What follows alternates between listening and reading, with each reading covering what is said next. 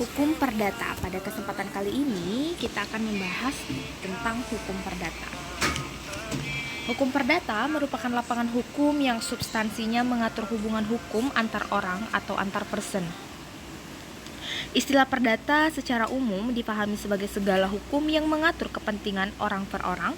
Oleh karena itu, persoalan-persoalan yang diatur dalam hukum perdata pertama kali adalah tentang person yang meliputi masalah status, yaitu tentang kewenangan dan kecakapan bertindak, tentang status dalam hubungan keluarga, tentang hubungannya dengan benda sebagai objek kepentingan dari person, dan perikatan-perikatan yang bisa dilakukan dalam rangka memenuhi kepentingan ekonominya. Dalam sistem hukum Indonesia yang dipergunakan sejak diberlakukannya RR 1854 yang kemudian diganti dengan Indis Strangling tahun 1925, hukum perdata nasional ada 3. Pertama, hukum perdata yang diberlakukan bagi golongan Eropa. Kedua, hukum perdata yang diperuntukkan bagi orang pribumi atau hukum adat. Ketiga, hukum perdata menurut hukum agama dan hukum kebiasaan yang diberlakukan bagi golongan timur asing.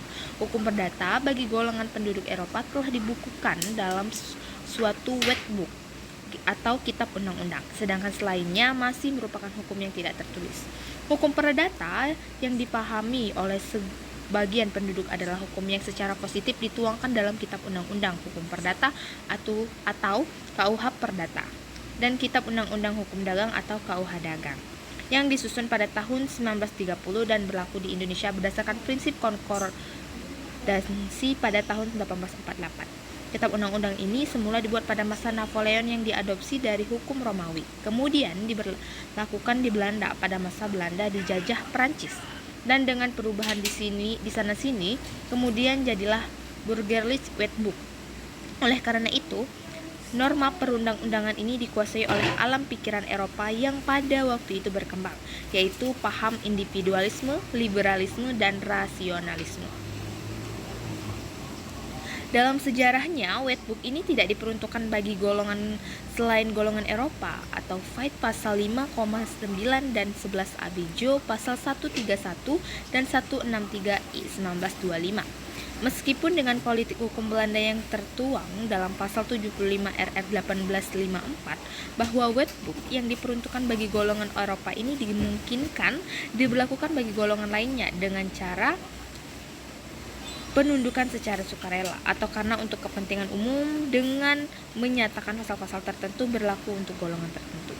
Kebijakan yang memungkinkan penduduk selain golongan Eropa menundukkan diri pada hukum yang diperuntukkan bagi golongan penduduk Eropa ini tertuang dalam Statsplan 1917 nomor 12. Dalam peraturan ini diatur 4 kemungkinan bentuk penundukan dirinya, yaitu yang pertama ialah penundukan pada seluruh hukum perdata Eropa. Kedua, pendudukan pada sebagian hukum perdata Eropa seperti penundukan pada hanya hukum harta kekayaan yang dinyatakan berlaku bagi golongan timur asing bukan Tionghoa. Ketiga, penundukan pada hukum dari suatu perbuatan hukum tertentu. Dan keempat, penundukan secara diam-diam seperti yang dimaksud oleh pasal 29. Jika seorang bangsa Indonesia asli melakukan perbuatan hukum yang tidak dikenal dalam hukumnya sendiri, ia dianggap secara diam-diam menundukkan dirinya pada hukum Eropa.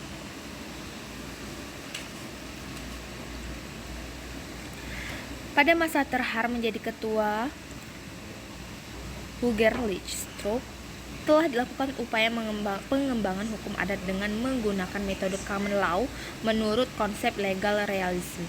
Akan tetapi politik hukum ini menjadi tidak berbekas setelah pendudukan Jepang 1942-1945 karena pengembangan hukum bangsa Belanda yang mengembangkan hukum adat di bawah arahan Terhar melarikan diri dan digantikan oleh pegawai di bidang penegak hukum yang ada pada waktu itu. Pengembangan hukum selanjutnya di dunia pendidikan dikembangkan berdasarkan konsep hukum Belanda ini. Meskipun pada akhir-akhir ini pengaruh hukum Amerika cukup terasa di Indonesia atau terutama di bidang hukum ekonomi sebagai akibat dari sistem perdagangan yang mendunia dan sebagian besar dimotori oleh Amerika Serikat. Namun, mempelajari hukum perdata Belanda ini masih dirasakan perlu karena tradisi hukum di Indonesia belum mengalami perubahan. Namun yang masih harus diperhatikan, norma yang tertuang dalam wetbook tersebut harus lebih dipahami dengan jiwa bangsa atau etika publik Indonesia. Sistematika hukum. Sistematika hukum perdata dalam artian luas meliputi seluruh hukum perdata material, yang meliputi seluruh ketentuan yang mengatur perubahan hukum, hubungan hukum, dan kepentingan perseorangan di Indonesia. Pemisah hukum dagang dari hukum perdata sebetulnya merupakan faktor-faktor sejarah, karena kedua hukum tersebut hakikatnya adalah sama-sama hukum perdata. Substansi dari hukum perdata menurut ilmu hukum yang berkembang terdiri atas 4 hal. Yang pertama, hukum tentang diri sendiri, yang artinya meliputi peraturan-peraturan yang mengatur masalah manusia sebagai subjek hukum. Materi yang diatur di sini meliputi masalah kecakapan bertindak, hak-hak keperdataan, dan hal-hal yang mempengaruhi kecakapan bertindak. Kedua, hukum tentang manusia sebagai suatu keluarga. Bagian ini mengatur hubungan hukum yang ditimbul dari hubungan kekeluargaan, seperti hubungan orang tua dengan anak, hubungan suami istri, kekayaan yang diperoleh selama perkawinan, dan perwalian atau kuretil.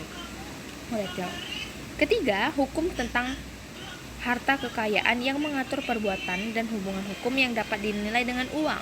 Istilah kekayaan dalam konteks ini adalah jumlah semua hak dan kewajiban yang dapat dinilai dengan uang. Oleh karena itu, hak dan kewajiban di bidang ini dapat dipindahkan atau dialihkan kepada pihak lain. Selanjutnya ialah hukum tentang warisan, yang mengatur hal ihwal harta kekayaan seorang jika ia meninggal dunia. Hukum warisan ini juga bisa dipahami sebagai hukum yang mengatur akibat hubungan keluarga terhadap harta yang ditinggalkan karena kematian. Kitab Undang-Undang Perdata Belanda terdiri dari 4 buku. Tentunya buku pertama mengatur tentang orang yang meliputi hukum tentang diri seorang dan hukum keluarga. Buku kedua mengatur tentang benda dan hukum warisan. Buku ketiga mengatur tentang perikatan yang mengatur masalah kekayaan, yaitu mengenai hak-hak dan kewajiban-kewajiban orang atau pihak tertentu yang dapat dinilai dengan uang. Dan buku keempat mengatur tentang pembuktian dan kadaluarsa atau daluarsa. Kitab hukum yang diperuntukkan bagi golongan Eropa dan yang dipersamakan dengannya tampak punya posisi yang cukup baik ya. Bentuknya yang tertulis menyebabkan kitab hukum ini menjadi referensi bagi profesional hukum untuk menjadikannya sebagai hukum dalam berhukum dan cara berhukum. Dominasi hukum perdata barat ini didukung oleh pendidikan hukum.